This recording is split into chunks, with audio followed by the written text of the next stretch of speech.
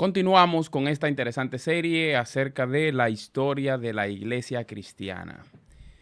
En el programa pasado tuvimos al distinguido pastor Pilar Alcántara, que estuvo hablándonos desde el origen, desde el judaísmo hasta el período apostólico, ¿no? Entonces hoy continuamos con para abarcar exactamente o más concretamente este período apostólico. Hoy continuamos, ¿verdad?, en este segundo episodio con nuestro hermano pastor distinguido Isaías Grullón.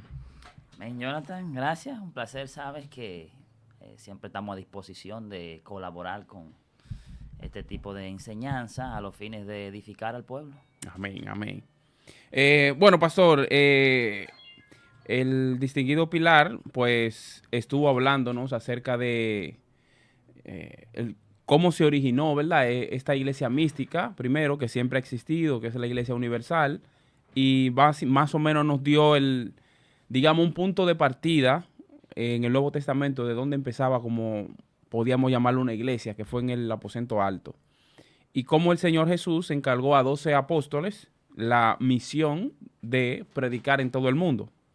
Entonces, en ese sentido, quisiéramos ver hoy los aportes de esta iglesia apostólica en ese periodo, qué hicieron, para nosotros ver entonces a profundidad esa diferencia que había precisamente entre el judaísmo y el cristianismo. Una de las cosas que se puntualizaron en el programa pasado es que había algo externo que era en lo que se enfocaba más los judíos, pero que el deseo de Dios era poner algo, ¿verdad?, interno, que comenzara de adentro hacia afuera. Y de ahí la expresión de cambiar el corazón de piedra por un corazón de carne. Entonces, en ese sentido, ¿de qué trata? ¿Qué vamos a ver? ¿Qué significa este período apostólico? Bueno, la idea del periodo apostólico lo que nos da a entender claramente es el fundamento sobre el cual está basamentada la idea del Evangelio de Cristo. Okay.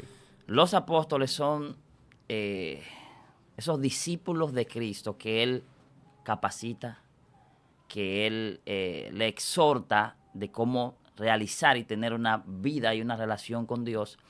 Y digamos que prepara para que ellos sean los iniciadores de esa nueva forma de relacionarse con Dios. Porque el cristianismo es la nueva forma de cómo Dios transmitía ahora una relación con Él a través de la enseñanza de Cristo.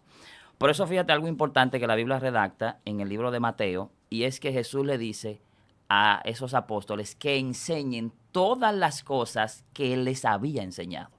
O sea, la enseñanza apostólica no es nueva en función de algo que se inventaron los apóstoles, sino que ellos tenían que transmitir tocante al verbo de vida lo que ellos vieron con sus ojos, palparon con sus manos y escucharon con sus oídos. De manera tal que era simplemente recibir de Cristo y luego transmitirle eso a las poblaciones a donde Jesús los envió a ellos a llevar el evangelio. O sea que cuando hablamos de la iglesia apostólica estamos hablando de ese grupo elegido por el mismo Cristo a los fines de poner la zapata de su estructura eclesiástica, de su estructura espiritual. O sea, ellos eran los que Jesús quiso llamar para sobre ellos entonces edificar lo que iba a ser su evangelio. Ok, entonces sí, básicamente es lo que el Señor le dice a Pedro sobre esta palabra de declaración que tú has dado: edificaré mi iglesia. Entonces, entendiendo, la iglesia está basada básicamente en Jesucristo, en su mensaje. Sí. Los apóstoles tenían que predicar ese mensaje, pero había una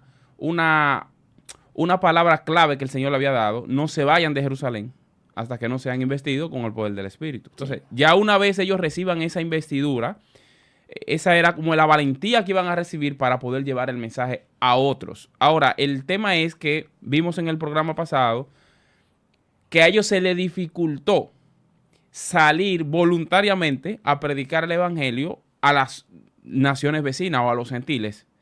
Entonces tuvo Dios que permitir algo para que ellos pudieran cumplir con ese mandato que el Señor le había dado. Sí, un proceso de persecución. O sea, el proceso de persecución es que moviliza a los apóstoles a llevar el evangelio más allá de Israel. ¿Por qué? inicialmente tenemos que ver la iglesia dentro de un proceso difícil en términos del público al que estaban dirigidos. O sea, el público judío era el público monoteísta. Era el público que tenía una orientación sana y correcta acerca de Dios. Pero era un público celoso. Sí. Y veían a Dios como algo único. De hecho, a Jesús ni siquiera lo aceptaron como el Hijo de Dios. Entonces, a ese público es al que ellos se van a referir, al que ellos van a evangelizar, diciéndole que Jesús era el Hijo de Dios y por lo tanto Dios mismo hecho carne. Entonces, obviamente, eso requería un proceso, eso requería un timing, no era algo que ellos lo iban a poder lograr así. Y al comienzo tenían miedo de las personas a las que ellos se iban a acercar a predicar. Por eso incluso fíjate que al comienzo el mismo Pedro rejuega con el mecanismo de enseñanza. Tal vez algunos dicen porque le faltaba algo de valor. Bueno, él lo que quería era tratar de coexistir entre los dos sistemas. El sistema judío al que él le dedicaba más tiempo y el sistema de la evangelización del evangelio del reino de Jesús al cual él estaba llamado a predicar. Pero él quería coexistir con los dos públicos. O sea, era algo un poquito complicado internamente. Hacia afuera también tenían ciertas complicaciones porque eran personas que mucho menos creían en los aspectos religiosos. Era un público, digamos, desorientado en cuanto a la espiritualidad. Entonces, es difícil orquestar, digamos, una estructura unísona entre todos ellos sobre las cuales se iban a poner de acuerdo para llevar a cabo el evangelio. Entonces, eso, las dificultades que vemos en el libro de los Hechos, sí, donde ellos mismos no se ponían de acuerdo. Y de hecho hay discrepancia entre, bueno, háganlo ustedes así y nosotros nos vamos por aquí, nos vamos de otra manera. Porque era difícil coexistir con esos diferentes tipos de público. Y Dios lo que hace es que en su saber, bueno, lo somete a procesos de persecución, los saca, que es la idea de la iglesia, los llamados hacia afuera, y los lleva entonces a diferentes comunidades donde sí o sí tenían que llevar entonces el evangelio de Jesús. Digamos que el mecanismo inicial de propagación no fue algo necesariamente conformado en el cerebro de ellos para salirlo a hacer así, sino que fue el producto de las circunstancias propias de la persecución, más allá de luego las aportaciones de Pablo, que sí hacía viajes misioneros, digamos, en función de un cálculo y en función de una coexistencia con el público gentil al que él estaba llamado a predicar. Yo creo Pero que fue difícil al comienzo. Tiene mucha coherencia, pastor, pensar que Dios llama a 12 hombres. Y a esos 12 hombres lo prepara, le da un mensaje para predicar. Primero en Jerusalén, sí, en Judea. Pero luego llama a Pablo, que es una persona académicamente más preparado que los demás, y lo envía con un ministerio a los gentiles. Sí. Entonces, Dios siempre había pensado en todo el mundo, ¿no? En el sentido, había pensado tanto en su pueblo. La idea era que desde su pueblo se expandiera el mensaje a todo el mundo. Pero como usted dice al inicio, pues el pueblo de Israel era un pueblo demasiado celoso con la cosa de Dios. Es más, es prácticamente como si Dios fuera exclusivo de ellos, para ellos. O sea, este es nuestro Dios, a ustedes no les corresponde eso. Entonces, en ese sentido, ¿cuál fue el mensaje que nosotros vemos que tenía coherencia entre los apóstoles? O sea, el Señor les capacitó una misión. Ahora, ¿de qué predicaban esos apóstoles? De Jesús.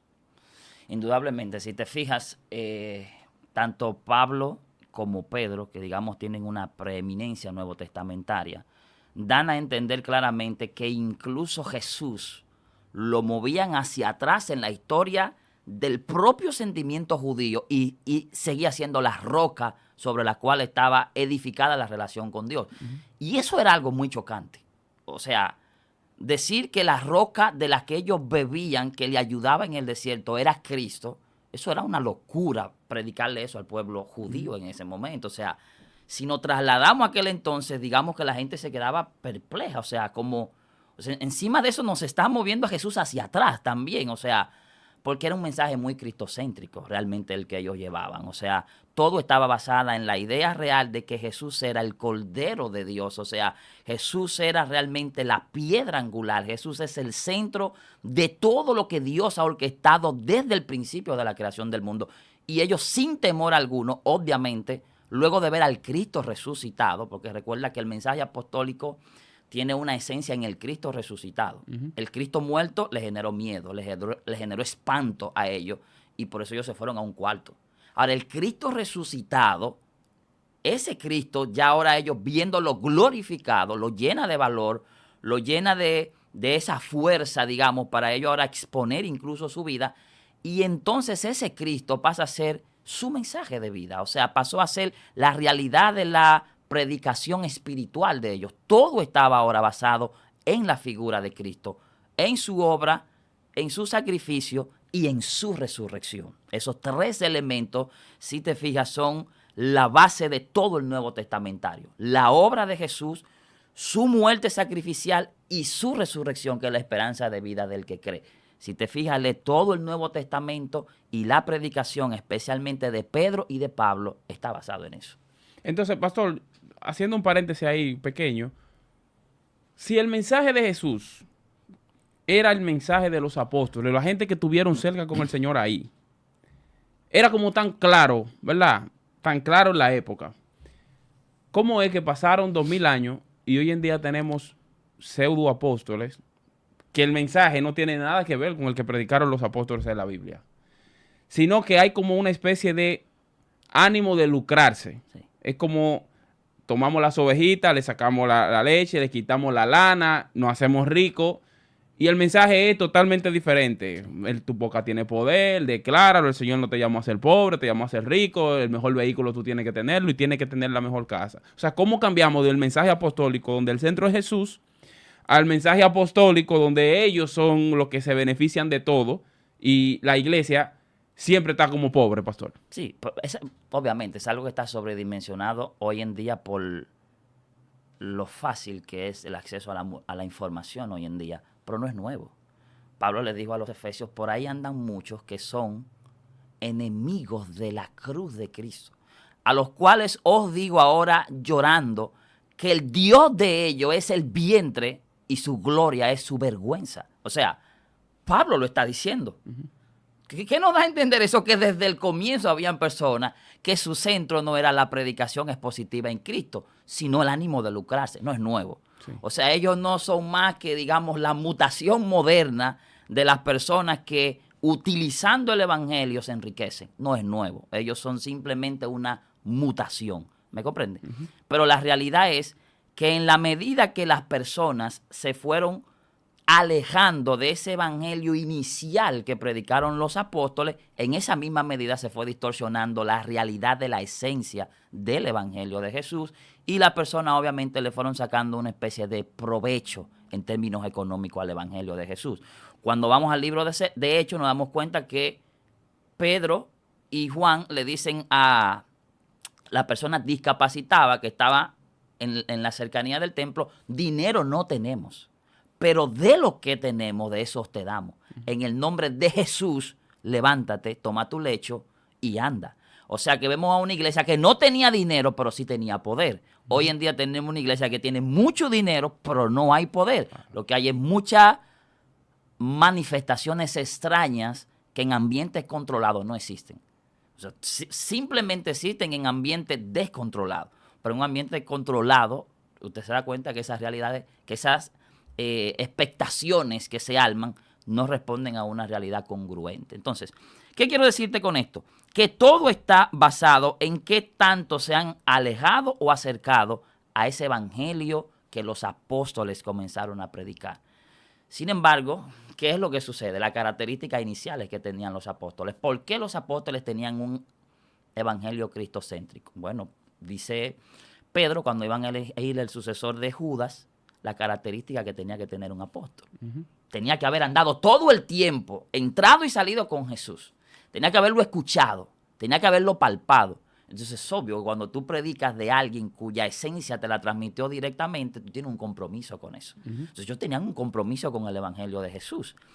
Los apóstoles de hoy en día, cuya categoría apostólica habría que ver de dónde sale, no tienen ese compromiso. Pastor, entonces usted me está diciendo que hoy en día los que se llaman apóstoles no cumplen el requisito bíblico para el apostolado. No, la Biblia dice eso. O sea, la Biblia dice que para ser apóstol había que tener requisitos, condiciones. Y otro aspecto importante es que la Biblia dice que los apóstoles eran 12. Te dirá, hermano, ¿pero cómo así? Sí, claro que sí. ¿Cómo nos damos cuenta que el número apostólico era cerrado? Bueno, de manera sencilla. La primera es cuando el número se reduce de 12 a 11, ¿A qué número se volvió a llevar según el libro de Hechos? A 12. A 12. No se amplió, no se hizo una, digamos, reunión para hacer el comité más grande, porque no, se llevó a 12, cuyo número inicial era el que Jesús había puesto. Sí. Y en el libro de Apocalipsis, dice Juan, hablando de los 12 apóstoles, ¿de quién? Del Cordero. ¿Cuántos seguían siendo para el año 90? 12. ¿Por qué en ese interín no aumentaron a 14, a 19, a 25, a 33? Porque siguieron siendo 12. Porque había que tener características especiales y específicas para tener esa condición. Hoy en día eso se usa simplemente como una especie de diferenciación jerárquica. O sea, yo soy apóstol, yo estoy por encima de los demás. Por eso no responde a ninguna realidad bíblica. Pero y es interesante que el mismo apóstol Pablo, cuando se menciona su apostolado, se presenta como un abortivo. Sí. O sea, él está consciente de que de chepita, de que él está en una posición que a Dios le plujo, pero que él está consciente que no cumple necesariamente con el requisito que plantearon los mismos apóstoles. Exacto. Al momento de la elección. Eso es importante. Pastor, entonces, teniendo eso claro, ¿cuál fue el impacto entonces que dejaron en su momento la predicación de esos apóstoles? Fue mucho y muy importante. De hecho, el legado bíblico se lo debemos a ellos. La realidad del consumo de lo que Dios nos quiso transmitir se lo debemos a los fundadores apóstoles. ¿Por qué? Porque cuando alguien habla desde la experiencia que ellos tuvieron, son testigos dignos de fe. O sea, no es lo mismo nosotros estar leyendo hoy en día un manual acerca de personas que vivieron 200, 300, 500 años después y escribieron una biografía de un personaje.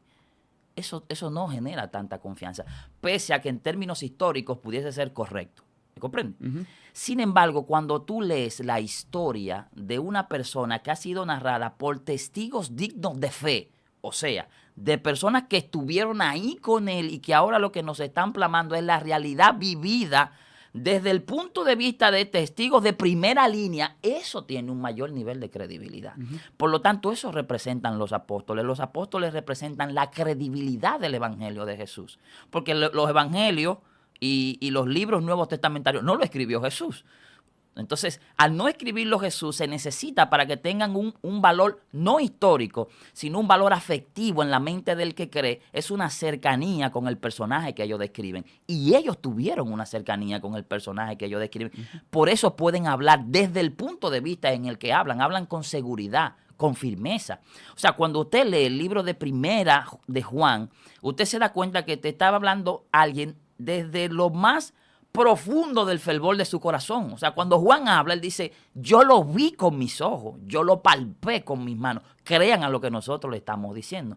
O sea, cuando usted lee un libro así, usted ve lo que representan entonces esos personajes. Representan credibilidad, representan un contacto y una comunión directa con el centro del evangelio, que es Jesús. O sea, son características muy importantes que ellos representan, aparte de la autoridad descrita que ellos tenían en ese momento. Fíjate que son personas que pasaban por las iglesias y representaban lineamientos, lo que indica que el orden eclesiástico está basado en personas dignas en cuanto al nivel de autoridad y de conocimiento que tenían acerca de Jesús. O sea que, digamos, el aporte de los apóstoles es increíble. Nosotros muchas veces no consumamos, no llegamos a entender realmente, pero es muy importante la dedicación que tuvieron luego esos hombres de Dios y la forma en la que entregaron su vida por el evangelio que ellos predicaban. A mí me llama la atención, pastor, que el libro de los Hechos dice Hechos de los Apóstoles. Claro, hay personas que sugieren la idea de que sería mejor Hechos del Espíritu Santo, porque vemos la obra del Espíritu a lo largo de todo el libro. Pero es importante que las bases de cómo se movieron los apóstoles, el impacto que tuvieron en Jerusalén y fuera de cuando salieron, fue demasiado significativo. O sea, si los apóstoles no salen, no nos hubiese llegado el mensaje.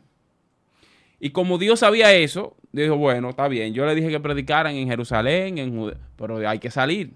¿No quieren salir? Persecución. Eso por lo menos nos deja una enseñanza clave. Si el Señor lo ha movido, lo está llamando, lo ha direccionado a un lugar, muévase. Porque si usted se hace el loco y se hace el duro y se hace el cabezón, el Señor permitirá algo para que usted tenga que salir entonces. ¿Por qué? Porque yo siento que el plan de Dios, ni usted ni yo vamos a detenerlo. Pero no lo puede detener Satanás, ni los demonios. ¿Lo va a detener usted y lo voy a detener yo? Imposible. Claro. Entonces, yo siento que ese impacto de esos 12 hombres, hablando de la entrega que tuvieron en el ministerio, de la vida que básicamente tuvieron que dejar y dedicarse solamente a hacer eso, pues hay que considerarla seriamente, ¿no? Porque hoy día uno ve y critica mucho, pero no hace. Esa gente se sacrificaron al punto de que dieron su vida por lo que creían, Claro. por el mensaje. Pero hoy en día no hay una dedicación y una devoción tan grande. Gente que va a dar su vida por este mensaje. Lo más fácil es cambiarlo en el transcurso del camino, porque es lo que deja dinero, Claro. es lo que deja popularidad, es lo que le abre las puertas en muchos lugares. Entonces, mucha gente que empezó, digamos, vamos a llamarle así, sana doctrina, se termina desviando. Sí. ¿Por qué? Porque no hay un compromiso con el mensaje realmente. Claro. Fíjate, déjame presentarte dos vertientes. Primero toco brevemente el punto acerca de, he escuchado a muchas personas decir con relación al libro de los Hechos, que digamos el que más representa el devenir de lo que fue la vida apostólica, y lo renombran como Hechos del Espíritu Santo. Yo estoy en desacuerdo, número uno, porque no es así que se llama el libro, pero el libro se llama Hechos de los Apóstoles, y número dos, porque delimitar el Espíritu Santo a un libro, pues yo creo que es sencillamente alguna locura. O sea, y Efesios también sería el libro de hecho del Espíritu Santo, y Colosenses y todo, porque en todo el Espíritu Santo se mueve y es quien orquestó la iglesia desde ahí y hasta entregársela a Jesús. O sea, yo no vería como algo correcto delimitar un libro a ponerle el nombre de hecho del Espíritu Santo. Eso es por ese lado, ¿verdad? Y por otro lado, si te fijas, Pedro, cuando Jesús estaba siendo crucificado, entonces todo el proceso del pretorio es, digamos, cuestionado acerca de su vinculación con Jesús. Y cuando se le vincula a Jesús, Pedro niega su vínculo.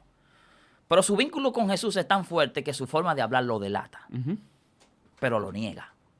Entonces, ¿qué pasa con ese Pedro que mientras su líder está cuasi siendo colgado en un madero, a poco tiempo después presentarse delante de los principales líderes religiosos judíos y decirle ahora de manera firme en su rostro que realmente el Jesús al que ellos asesinaron en el Calvario es realmente la cabeza del ángulo, es realmente sobre lo cual está basamentada la relación con Dios, y que no hay otro nombre bajo el cielo dado a los hombres en el que puedan ser salvos, sino en el nombre del Jesús del madero.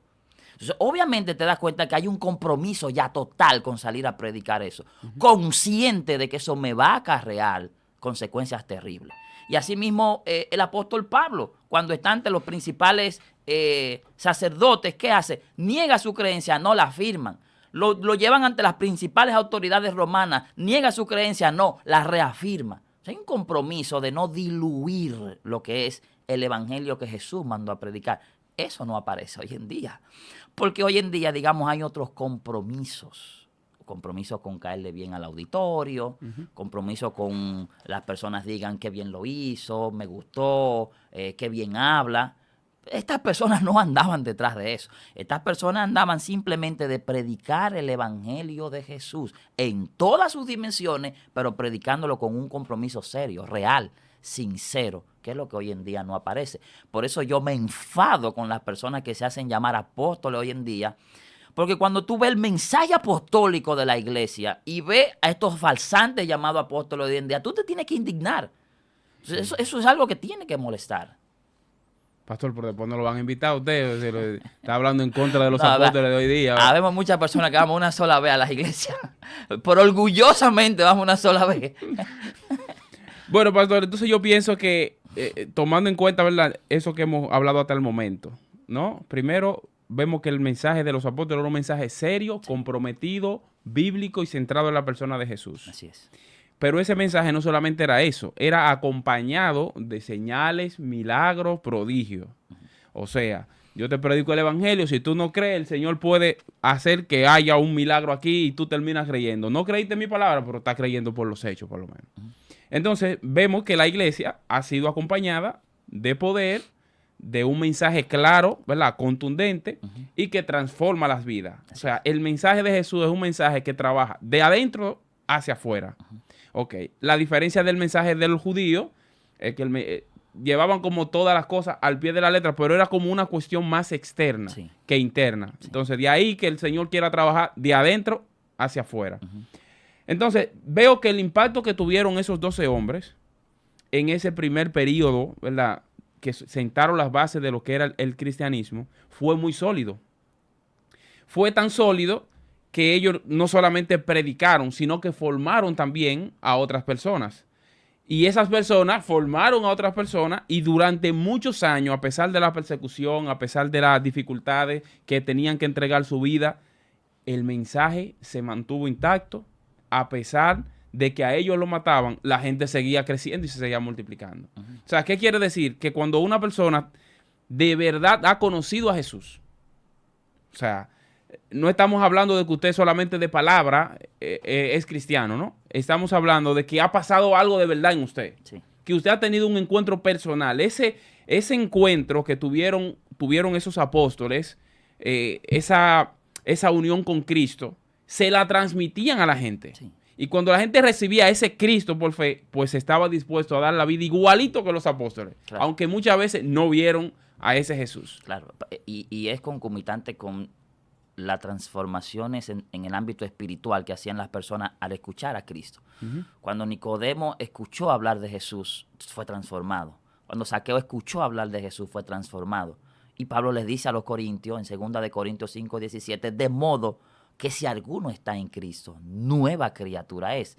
Las cosas viejas pasaron y aquí todas son hechas nuevas. O sea, hay una transformación real, era lo que ellos predicaban. Hay un cambio real en todo aquel que se acerca al Cristo que nosotros predicamos. No puede quedar igual el que tiene un contacto con el Cristo que nosotros predicamos.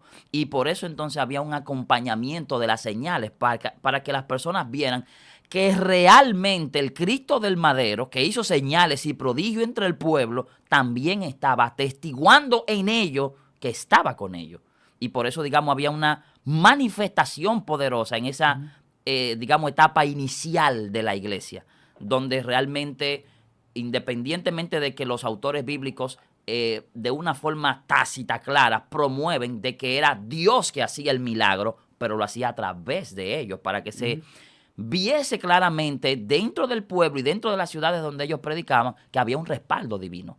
Porque una de las cosas que más impactó a ellos y que, digamos, dejó en shock al mundo judaico fue que Jesús en vida se comprometió a hacer un hecho por el cual Dios respaldaría que él era el Hijo de Dios. Y por eso, digamos que la estructura del cristianismo está basada en esa realidad. ¿En cuál? Jesús, mientras estuvo en vida, le dijo a sus apóstoles que él al tercer día iba a resucitar. Era la prueba convincente de que Dios está de parte mía. De manera tal que si al tercer día Jesús no resucitaba, todo el alegato de predicación que Jesús dijo se quedaba en la nada, como el de todos los demás. Ahora bien, si realmente Dios me trae de vuelta de entre los muertos, es el respaldo, el espaldarazo real de que yo he venido de parte de Dios. Y así se cumplió. Entonces, al cumplirse así, esa es la tónica de la predicación apostólica. O sea, ahí es que se fundamenta la obra, cómo vivió Jesús, su sacrificio, lo que él representa ante Dios como expiación por nuestro pecado, y la resurrección, que es la garantía de una nueva vida. Eso es todo el evangelio. ¿Me comprende? En términos, digamos, de sintaxis, de resumido. Luego hay una relación con Dios que se da a través del Espíritu Santo, en el que en las diferentes etapas de nuestra vida, en cuanto a lo social, el Espíritu Santo trata, transforma y guía. Pero la realidad de lo que es el mensaje apostólico fue eso. Y deberíamos de preguntarnos, ¿por qué eso se fue? ¿Por qué eso se desapareció? ¿Qué pasa que la predicación que por tantos años los apóstoles ferviente y celosamente salieron a predicar, se diluyó en el tiempo hasta llegar a nuestro moderno siglo XXI? Es interesante la pregunta porque fíjese que es como si el mensaje no es un mensaje hueco ni vacío, ni es un mensaje filosófico necesariamente. Es un mensaje que te presenta a una persona. Sí. y te dice que si tú pones tu fe en esa persona va a vivir contigo, o sea, al lado de ti y dentro de ti. Cuando se hace esa invitación a un ser humano, no importa la condición de ese ser humano, si de verdad Cristo se le metió adentro a esa persona cambia. Claro, es así. Entonces, ¿qué es lo que yo siento que ha pasado, pastor? Que hoy se predica un cristianismo sin Cristo y se predica más gloria que cruz. Sí. O sea, la gente quiere los resultados y los beneficios, pero no quiere la pela que se coge, pastor, ahí. La gente quiere llegar a la iglesia hoy y que sea pastor al otro día y comprarse el último carro, la última casa, tener la mejor ropa. La gente quiere los beneficios o las añadiduras, pero no quiere la esencia de lo que representa el evangelio. Claro. Sobre todo de lo que representó el evangelio para los apóstoles. Sí. Porque es que como en sí estamos, digamos, abordando en sus diferentes aristas el mensaje apostólico y la iglesia en esa etapa, ¿quiénes eran los apóstoles? ¿Cómo eran? ¿Cómo vivían? Ellos podían vivir de una mejor forma, claro que sí, si se aprovechaban de la grey, pero no lo hacían. Claro. ¿Podían tener una mejor condición? Claro que sí, si se aprovechaban de la grey, pero no lo hacían porque tenían un compromiso con Cristo y con su iglesia. Entonces, por eso vivían, ¿qué? Una vida en humildad, una vida en consagración, una vida en compañerismo, una vida en confraternidad, donde veían a los demás como iguales a ellos y exhortaban a los demás a ver a todas las personas como entre iguales. Hoy en día todo eso está distorsionado de manera tal que no hay, en términos de los seguidores, de los que nos hacemos llamar cristianos, un paralelismo entre el compromiso apostólico y la iglesia apostólica, donde las cosas estaban en común, donde nos ayudábamos, nos respaldábamos, donde lo que hacía uno era ayudado por los demás. Eso no existe. O sea, realmente hoy hay un individualismo atroz predicado por los que se hacen llamar apóstoles igual que ellos. Entonces, es una cosa de una distorsión galáctica, o sea, algo que debería de llamarnos a reflexionar. Y por eso yo siempre te digo que este esfuerzo que se hace de tratar de enseñar cosas bíblicas para que la iglesia retome nuevamente en el periodo que todavía Dios nos tenga aquí en la tierra, a guardar lo que es la realidad de su mensaje, yo lo veo con agrado, o sea, yo lo veo con una sinceridad y con una devoción y oro para que proyectos como estos Dios los respalde, porque en medio de personas que lo que andan es haciendo bulla y piropos y un evangelio disfrazado para, digamos, poderse congraciar con ciertos sectores, han abandonado la realidad bíblica, de enseñar lo que dice la Biblia. Y cuando uno ve esfuerzos como este de volver a predicar el evangelio de los apóstoles, a tener una enseñanza cristocéntrica basada en la Biblia, donde la palabra es lo único que es suficiente para llenar, digamos, el vacío que hay en el corazón de las personas. Esto para mí, de verdad, son cosas que atesoro y que oro para que sean proyectos que con el tiempo Dios le permita cada vez más avanzar y tocar más corazones. Amén, amén, eso es así. Wow, pastor. Hay mucho que abordar sobre este tema, por el tiempo nos traiciona. Me gustaría hacerle otra pregunta. O sea, en resumido, vamos a ver entonces cómo termina el periodo apostólico. O sea, veo que es mucho y sabemos que son muchos años de historia, sabemos que fueron mucha gente involucrada, pero ¿cómo termina ese periodo en base a, fíjese, ellos comenzaron de una manera, ¿verdad? ¿Y cómo terminaron? Ellos comenzaron y terminaron de la misma manera, murieron por sus ideales, por su principio, o se torcieron en el camino, vieron que había una posibilidad de comercializar. No, si te fijas, cuando escudriñamos todo el Nuevo Testamento, nos damos cuenta de que no hay un solo texto en la Biblia donde se mencione que alguno de ellos se desvió de lo que fue la realidad de la enseñanza. El único que momentáneamente hizo algo, ya lo vimos, fue Pedro y fue exhortado por Pablo, y la Biblia enseña que hubo un cambio, digamos, en esa manera de tratar políticamente de moverse en las dos aguas. Luego no hay en la Biblia ningún relato que dé la más mínima pista de que uno de ellos desvió, negoció lo que se le fue encomendado. La tradición, sí, ya luego nos enseña de que todos ellos murieron, todos murieron hasta el final, predicando en lo que le fue encomendado. O sea, ninguno se torció, ninguno abandonó lo que fue la creencia que ellos estaban llamados a predicar. Y el último, que es el más joven de todos ellos, en ese momento, que era Juan, es quien recibe el libro de la revelación y da a entender claramente que la enseñanza de los 12 apóstoles del Cordero se mantuvo hasta la revelación final de lo que le va a devenir a la humanidad. Lo que indica claramente que esa etapa de la iglesia terminó su ciclo de manera correcta. Y por eso el evangelio que nosotros recibimos es un evangelio fiel en términos de escritos emanados por esas personas que tuvieron un contacto directo con Cristo y con la enseñanza de Cristo, y que se nos cerró un canon donde a nosotros ahora se nos dice qué es lo que Dios quiere que nosotros hagamos y cómo quiere Dios que nosotros vivamos. Y por eso nosotros entendemos que las escrituras son sagradas. ¿Me comprende? Entonces, en términos de lo que fue ese devenir, bueno, ellos cerraron su ciclo normal con una predicación en la que Cristo fue el centro, en la que hubo por momentos ciertas discrepancias normales entre ellos, como cuando Pedro en una de sus cartas dice que algunas de las enseñanzas de Pablo eran un poco difíciles de entender, pero dice claramente que es un amado hermano. Cuando lo llama un amado hermano, ¿qué nos está dando a entender? La coinonía que había entre ellos, ¿me comprende? Al final hay un mensaje en común, que es predicar a nuestro Cristo, a nuestro Salvador. Y eso no varió hasta que nuestro canon se cierra con el libro de Revelaciones. Wow, interesante. Pastor, me gustaría que en breves palabras usted nos dijera entonces algunos de los aportes significativos de esos apóstoles, de este periodo apostólico en sentido general. Sí, número uno, la base doctrinal. Fue dictaminada por lo que ellos recibieron de parte del Espíritu Santo, que sirvió como guía doctrinal para la iglesia hoy en día. La incipiente iglesia en ese entonces, pero que ellos de manera dinámica, digamos, la guiaban, la exhortaban a abandonar cierta práctica, a hacer esto de una forma, háganlo de aquel.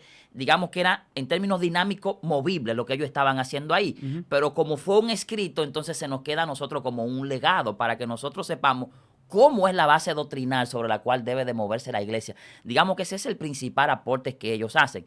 Luego está, digamos que, la presentación en términos armónicos de todo lo que es el Evangelio de Cristo. Digo en términos armónicos porque sabemos que la Biblia en sí no está escrita de manera cronológica, pero sí tiene una armonía. Y al haber una armonía, eso nos da a entender entonces que ellos, que fueron los que escribieron, porque Cristo no escribió, nosotros predicamos de Cristo, anunciamos a Cristo y Cristo es nuestro Salvador, pero Cristo no escribió nada. Entonces, obviamente, para que esos escritos que son a nombre de la persona de Cristo tengan un valor, tenían que ser así, transmitidos por testigos dignos de fe. Y digamos, ese es el principal aporte de la iglesia apostólica. Se nos legó una enseñanza armónica, coherente acerca de la realidad de Cristo y del sistema doctrinal que tenía que llevar a cabo esa iglesia. Tanto que el apóstol Pablo dice, si alguien anuncia o predica algo en contra de lo que nosotros ya, con la autoridad dada de Cristo, hemos predicado y anunciado, es anatema, aunque se disfrace como un ángel del cielo. ¿Qué nos indica eso? Que si en el siglo XXI cualquier persona haciéndose llamar apóstol o en cualquier otra connotación de título quiere predicar o enseñar algo que no está acorde con lo que ya la iglesia apostólica fue fundamentada por los apóstoles de Cristo, es anatema, es maldito. Entonces, claramente, su principal legado es eso, la coherencia en términos armónicos de la obra, muerte y resurrección de Cristo y luego del sistema doctrinal sobre el cual debe de moverse la iglesia. O sea, pastor, que si nosotros como iglesia de esta generación hubiésemos seguido esas directrices, ese mensaje, esa estructura, no tuviéramos el desorden que hay hoy. No, y fuéramos una iglesia apostólica. Fuéramos una iglesia más bíblica de lo que nosotros exhibimos hoy en día. Fíjate que a nosotros se nos critica, digo, la iglesia universal de Cristo hoy en día, es que no somos una iglesia bíblica. Él es los propios inconversos que nos critican a nosotros, que no actuamos ni nos comportamos como dice la Biblia que deberíamos de actuar y de comportarnos. O sea, la realidad es que no somos una iglesia apostólica, entonces. Y si hay una iglesia con la que deberíamos de compararnos e intentar imitar, es que la iglesia apostólica. Porque esos fueron los que tenían la esencia correcta de lo que Cristo quería que fuese la iglesia. Wow, tremendo. Pastor, palabras finales para el público, las iglesias, los líderes, acerca de esta reflexión que hemos hecho sobre este tema. Sí, lo primero es que la base apostólica es sobre la cual todo predicador debería de subirse a un púlpito y predicar. Todo lo que salga de lo que los apóstoles pusieron como base es incorrecto, porque a ellos fue que les fue dado ese conocimiento y nos lo transmitieron a través de las Sagradas Escrituras, inspirado por el Espíritu Santo, de manera que eso es lo correcto enseñar. Lo segundo es que aunque muchos personas que se sienten que tengan ese título, sepan que la connotación de apóstol de Jesucristo no le aplica a ningún humano hoy en día. Tal vez el título apóstol de manera genérica alguien lo pudiera tener, porque apóstol es un enviado, es alguien que sale y predica. Dentro de ese contexto, bueno, todos estamos llamados a predicar el Evangelio de Cristo según Mateo 28. Ahora, apóstoles de Jesucristo eran 12, fueron 11, volvieron a ser 12 y según Juan en el libro de Apocalipsis siguieron siendo 12. O sea, no creo que usted esté dentro de ese listado. De manera tal que pídale a Dios que le saque cualquier tipo de orgullo en función de creer que tiene un título que no es el que le otorga la Biblia. Y comencemos, digamos, a ponernos los títulos más correctos en función de los ministerios que la Biblia dice. Porque es que los ministerios bíblicos están ahí. No hay necesidad de forzar estos títulos que le pertenecen a los personajes bíblicos. Eso es así. Bueno, Pastor Isaías, le agradecemos otra vez, ¿verdad?, por acceder a la invitación, compartir este tema con toda la audiencia, esperando también que sea de edificación para cada uno de nuestros hermanos. Esto ha sido nuestro segundo capítulo de esta interesante serie de la historia de la iglesia. Dios le bendiga. Si esto fue, profundicemos. Amén.